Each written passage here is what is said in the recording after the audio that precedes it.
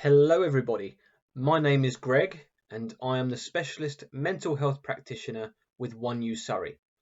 The following presentation is going to give a general overview of smoking cessation and mental health.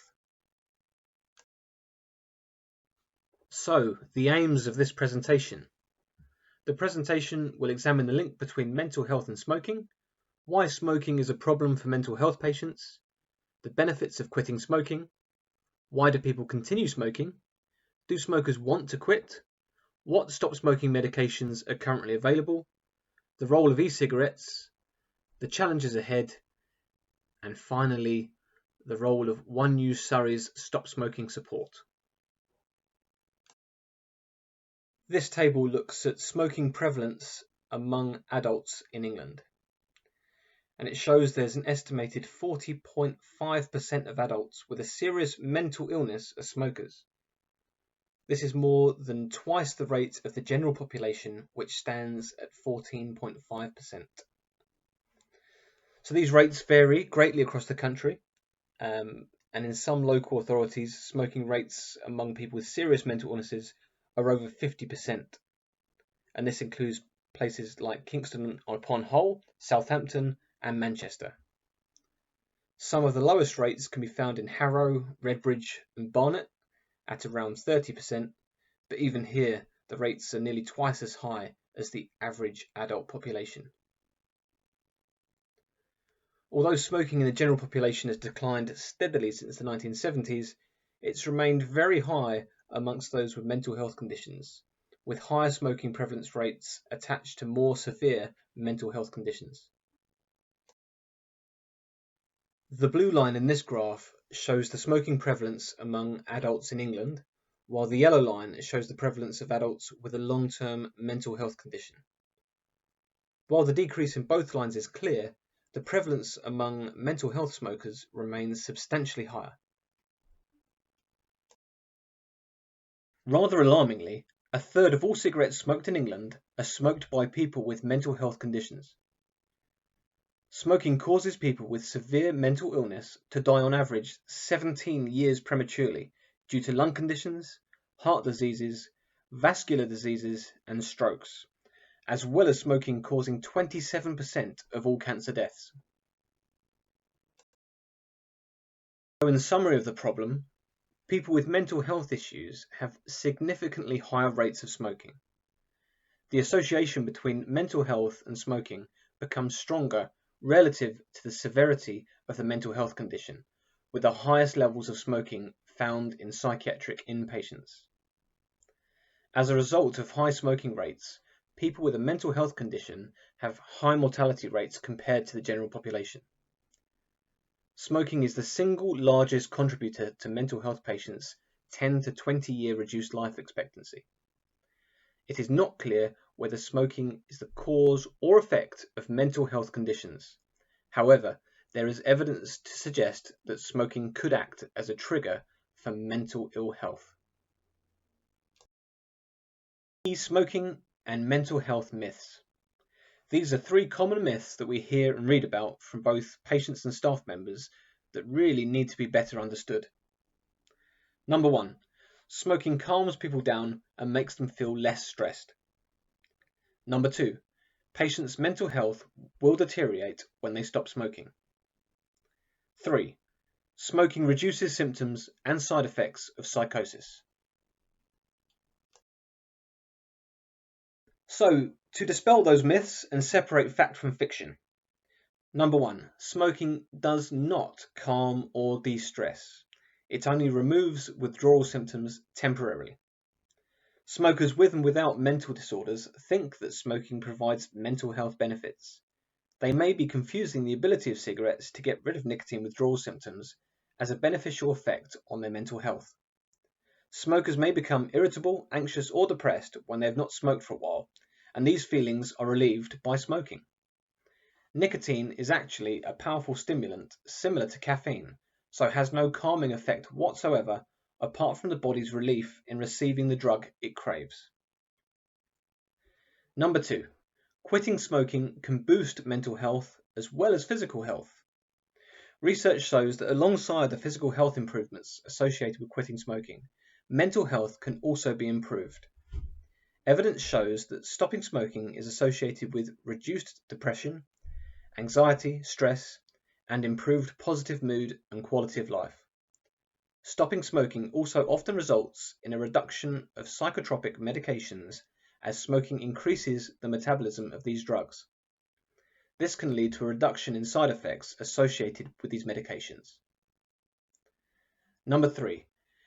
There is no consistent evidence that smoking reduces negative symptoms, cognitive symptoms, or antipsychotic related movement disorders in people with psychosis. The benefits of stopping smoking. So the first would be improved physical and mental health. Studies have found that quitting smoking reduced depression, anxiety and stress, and improved mood and quality of life. There's a possible reduction in psychotropic medication, and this can be as much as 50% in some smokers, and this may also result in reduced side effects. So if you stop smoking, you're going to have more money. On average, it was found that 40% of disposable income was spent on cigarettes by people living with mental health problems.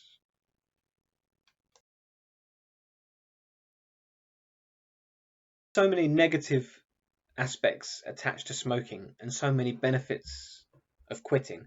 I think it's useful now to look at the reasons why people begin smoking and what keeps them smoking through their lives. So most of the time smoking begins in childhood, normally between the ages of 11 and 13. And it starts with peer pressure and the need to feel part of a group. Often it's a family problem where children will wish to copy their role models, and smoking is seen to be the grown-up and the adult thing to do that children want to copy. So this risk-taking action is also quite attractive to young people, breaking the rules and doing what they perhaps shouldn't be doing. And the health messages really aren't that meaningful when you're a child and you just don't think about your health. Smokers also get a dopamine hit, and this is a pleasurable, relaxed buzz. And this sensation is more pronounced among mental health patients who would then smoke more, and this begins a cycle of heavier smoking and heavier addiction. Smoking could also be described as self-medicating. So in the short term, this will lead to you feeling a bit better, but in the long term, it's going to cause lots of health problems. In our stop smoking clinics, we invariably talk about stress as a reason for smoking. And it's the idea that people smoke cigarettes to help ease the signs and symptoms of stress. And this is known as self-medication. Stress is very common, affecting us when we're unable to cope with unwelcome pressure. Stress can cause physical symptoms like headaches or breathlessness, as well as making people feel irritable, anxious, or low. These feelings can alter our behavior, and feeling stressed often makes people drink alcohol or smoke more than usual. Long-term stress is also related to anxiety and depression. Research into smoking and stress has shown that instead of helping people to relax, smoking actually increases anxiety and tension. Nicotine creates an immediate sense of relaxation, so people smoke in the belief that it reduces stress and anxiety. This feeling of relaxation is temporary and soon gives way to withdrawal symptoms and increased cravings. Smoking reduces nicotine withdrawal symptoms, which are similar to the symptoms of anxiety, but it does not reduce anxiety or deal with the underlying causes. In the UK, smoking rates among adults with depression are about twice as high as among adults without depression. People with depression have particular difficulty when they try to stop smoking and have more severe withdrawal symptoms during attempts to give up. Nicotine stimulates the release of the chemical dopamine in the brain. Dopamine is involved in triggering positive feelings. It is often found to be low in people with depression, who may then use cigarettes as a way of temporarily increasing their dopamine supply. However, Smoking encourages the brain to switch off its own mechanism for making dopamine, so in the long term the supply decreases, which in turn prompts people to smoke more. Most people start to smoke before they show signs of depression, so it's unclear whether smoking leads to depression or depression encourages people to start smoking. The most likely explanation is that there is a complex relationship between the two. People with schizophrenia are 3 times more likely to smoke than other people, and they tend to smoke more heavily. One of the most common explanations for this is that people with schizophrenia are smoking to manage some of the symptoms associated with their illness and to reduce some of the side effects of their medication. A recent study has shown that there could be a causal link between smoking and schizophrenia. However, there are various factors which may increase the risk of developing schizophrenia, and further research is needed to fully understand the link and causal pathway.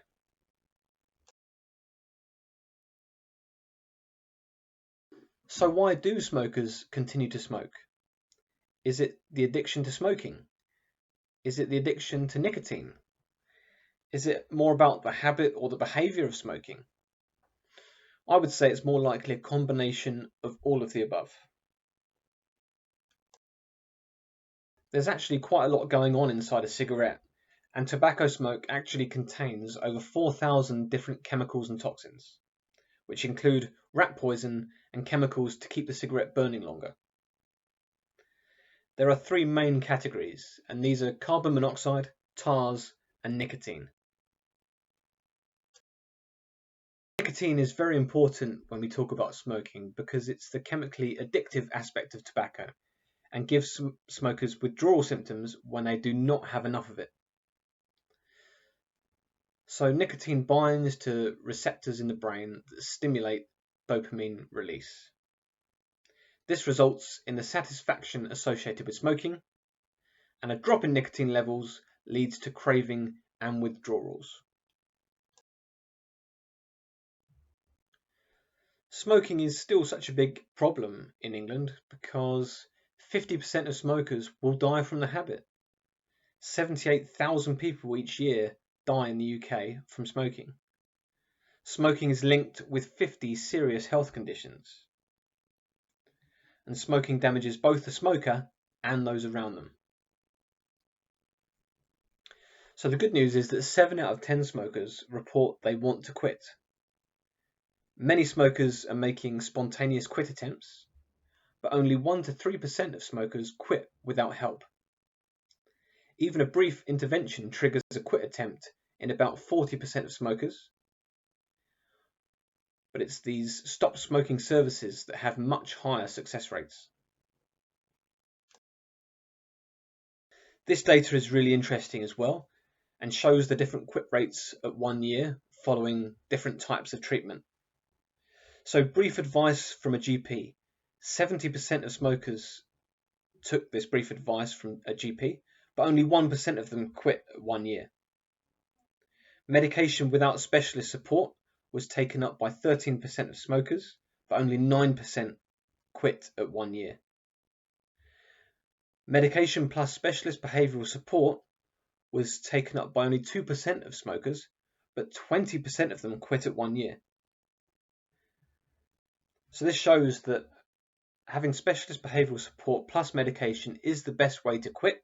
However, we do need to get more smokers to have that support to enable us to improve quit rates. If we move on to have a think about stop smoking medications, there are currently 3 types of drug that are currently licensed with the Medicine Healthcare Regulation Agency. So these are nicotine replacement therapy, NRT, which is using patches and oral products like chewing gum. There's varenicline, also known as Champix, which is on prescription only. And then there's Zyban, which we don't tend to use too often at the moment because you have to have your blood pressure monitored regularly, and there's more side effects with Zyban compared to Champix, and it's less effective. So our concentration at the moment is really on NRT and Champix. Champix essentially works in two ways. First, by lessening cravings by blocking receptor sites in the brain, and also by reducing the pleasurable aspect of smoking, which often makes tobacco taste unpleasant. It's a 12-week course of tablets, 1 per day for the first 3 days, then 2 tablets a day from day 4 onwards, which we recommend be taken after food. The first week is a preparation week where the tablets build up in the system, while the service user is recommended to set a quit date in the second week of medication. Champix can't be taken by pregnant women or those that are breastfeeding. It cannot be taken by anyone under 18. There are cautions to take the drug if the service user has a history of seizures, psychiatric illness, or if a woman is planning a pregnancy. Champix has no clinically meaningful drug interactions. Common side effects are mild nausea, stomach aches, or headaches following taking the tablet that will normally fade away quite quickly. Vivid dreams are also commonly reported. Champix can be reduced to a half dose if side effects persist, and still be very effective in assisting a quit.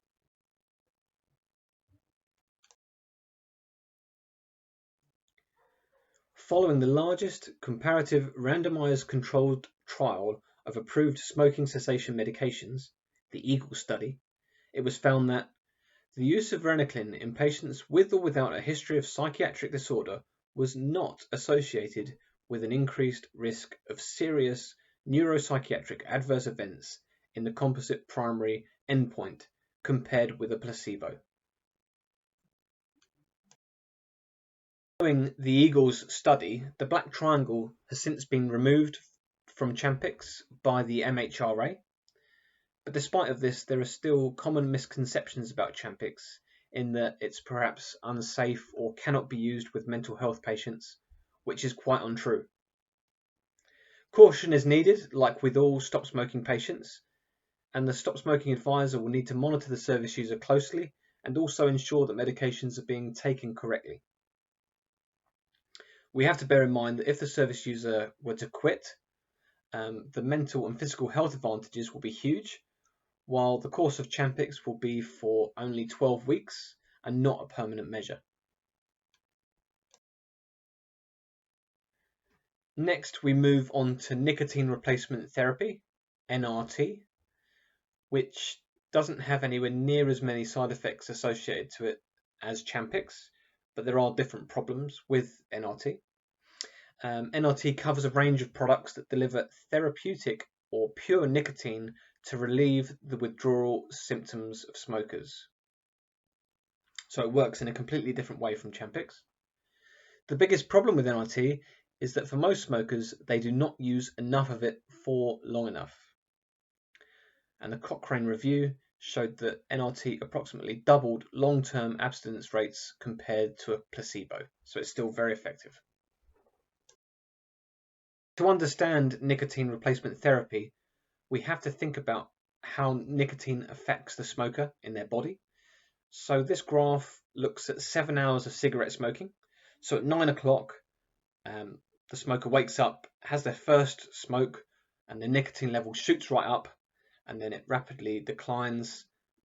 The smoker will get those withdrawal symptoms as we discussed earlier, and around 10 o'clock or just after 10 o'clock, they'll have their second smoke, and you get the second spike, and then just after 11, the process will repeat itself again.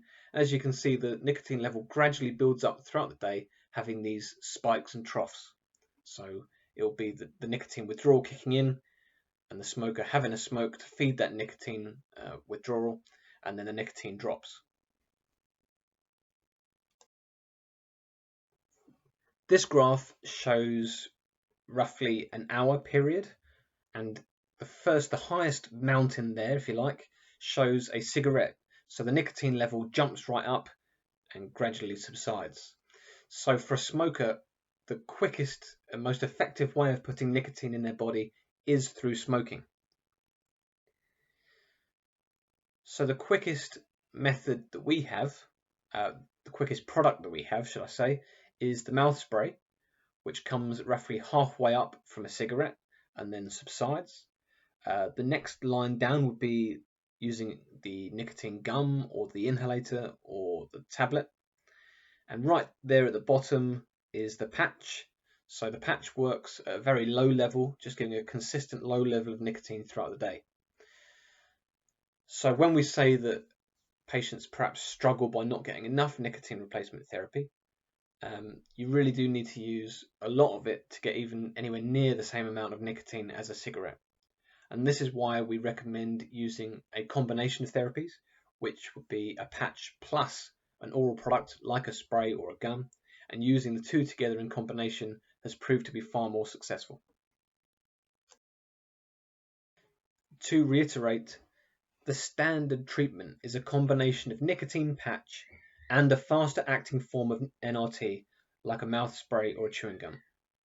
Single forms of NRT should only be offered if smokers do not wish to use the combined forms. For example, if they have a skin allergy to the patch, they may only want to use the mouth spray.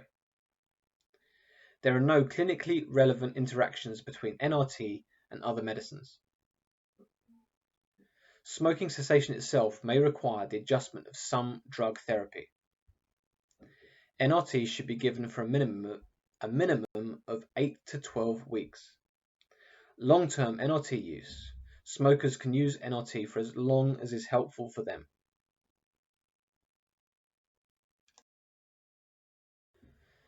The nicotine transdermal patch.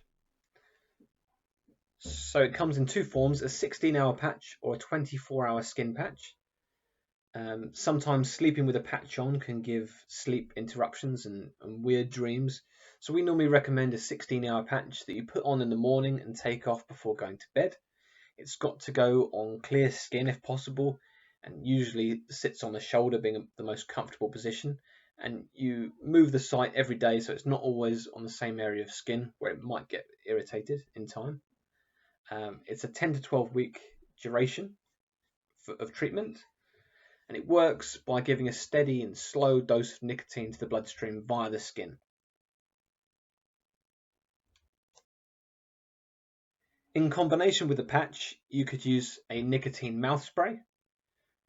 So this typically comes as a little bottle that you spray typically under the tongue or into the side of the mouth. You don't want to spray it into the back of your throat because that could be quite uncomfortable. One spray an hour on the hour is what we typically recommend to make sure that the service user is getting enough nicotine. Side effects can be the unpleasant taste. It can give you hiccups. It could possibly give you a bit of heartburn. But there's no real side effects that are anything to be too concerned about. So the inhalator is a really good product because it replicates the hand-to-mouth action of smoking. It's a little white plastic mouthpiece that you put a capsule inside. The capsule contains nicotine, and then you take a short, sharp breath on it, hold the taste in your mouth to absorb the nicotine, and then you blow it out. And it's got kind of a minty flavour to it as well. Side effects could be a bit of throat irritation or heartburn, but this product doesn't have too much of a strong punch. Generally, the problem is getting enough nicotine out of it. Underdosing of nicotine is hugely important, as I mentioned before, and we like to assess nicotine dependence with all of our service users on the first appointment, and typically it will be giving them the strongest patch available, a step 1 patch, and advising them to use the secondary product as frequently as they can, on the hour, every hour, as a general rule. If the service user does not have enough nicotine, they're likely to experience withdrawal symptoms. They may feel then that they're unable to quit, and they may feel that the medication just doesn't work for them, which will mean they're less likely to make quit attempts in the future. Electronic cigarettes, e-cigs, vapes, they're a hot topic at the moment. I could probably talk for the whole presentation about e-cigarettes, so I'll try and keep this as concise as I can. E-cigs allow people to inhale vaporized nicotine without exposing the user to tobacco smoke. Thus, this is free from many of the toxic chemicals that accompany nicotine in cigarette smoke, such as carbon monoxide and tars. E-cigs can also be nicotine-free.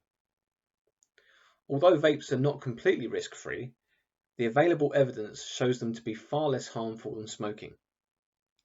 They can be effective in helping smokers to quit, especially when combined with behavioural support.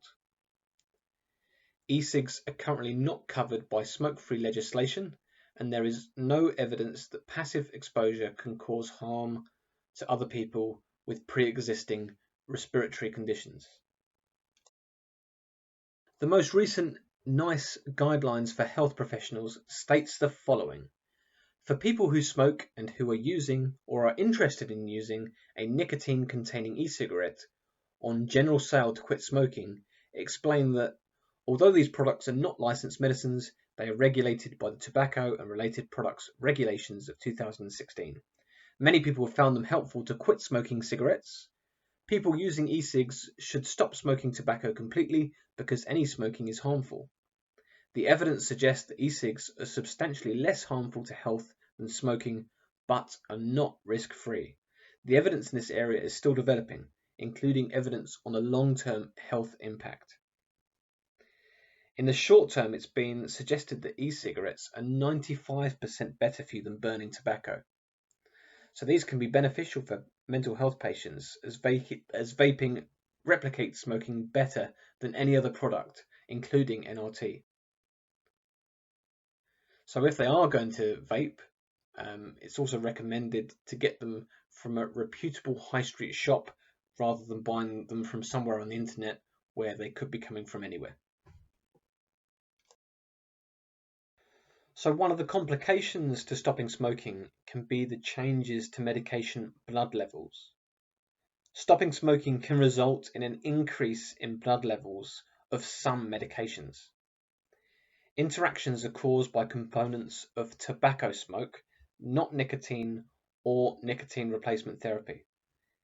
These increases are likely to begin within 7 days of quitting. As this could potentially lead to toxicity, doses of affected psychotropic medicines may need to be reduced by 25 to 50% once someone stops smoking. It's therefore essential that medication levels are monitored when service users stop smoking.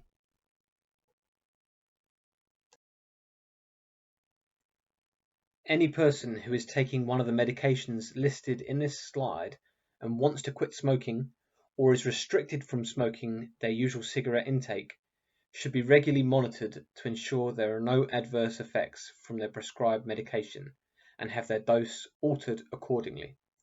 For more information, please see the Maudsley Prescribing Guidelines.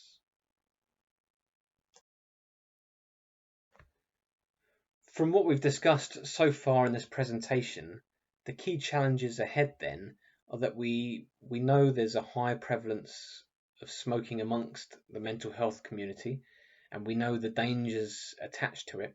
So we really need to think about increasing the quit rates among the mental health community. We need to reach out and get more mental health service users to set quit dates and engage with quit programs. We need to increase our referrals. We need to educate and inform and dispel some of the myths that we talked about earlier in the presentation. And we also need to examine the smoke-free policy. This infographic was produced by Public Health England and discusses some of the reasons why perhaps smoke-free policy isn't working to 100% just yet. So it says that 1 in 5 mental health trusts still do not have a comprehensive smoke-free policy in place, despite the government deadline for implementation by 2018. It says that staff behaviour often enables smoking, with staff accompanying patients on smoking breaks every day in 57% of trusts. In 55% of trusts, patients were not always asked if they smoked on admission, and only 47% of trusts offer the choice of combination nicotine replacement therapy or varenicline in line with the NICE best practice. So what can One You Surrey offer to the mental health community? Well, we offer up to 12 weeks free support to smokers over the age of 12 years old who live, work, study, or are registered with a GP in Surrey. The clinics are currently fully remote due to COVID-19, and they take place via flexible weekly telephone or video consultations. We're hoping to return to face-to-face as soon as we can. And when we were operational, clinics took place all across the community in Surrey as one-to-one sessions or group sessions. And we were in GP surgeries, pharmacies, libraries, supermarkets, and sports centres. Thinking about those stats earlier that showed the increased quit rates of behavioural support and stop smoking medication support, One You Surrey offer a comprehensive 12-week evidence-based behavioural support program. It's delivered by trained and experienced stop smoking practitioners who are trained in motivational interviewing and behavioural change techniques. Plus, we offer a variety of licensed treatment aids like nicotine replacement therapy and Champix. So the aims of the specialist mental health practitioner. This is a new role, and the idea is to help develop links within the mental health community and increase referrals. We want to create a single point of contact who will both manage and feed back upon all referrals made into our service. Once a referral is made into One You Surrey, I will be the first point of contact with the service user, so I will telephone them, and then I'll sign them up onto our service and also complete the 12 weeks of weekly telephone or video calls. So this is a flexible arrangement. It's open to adjustment as necessary.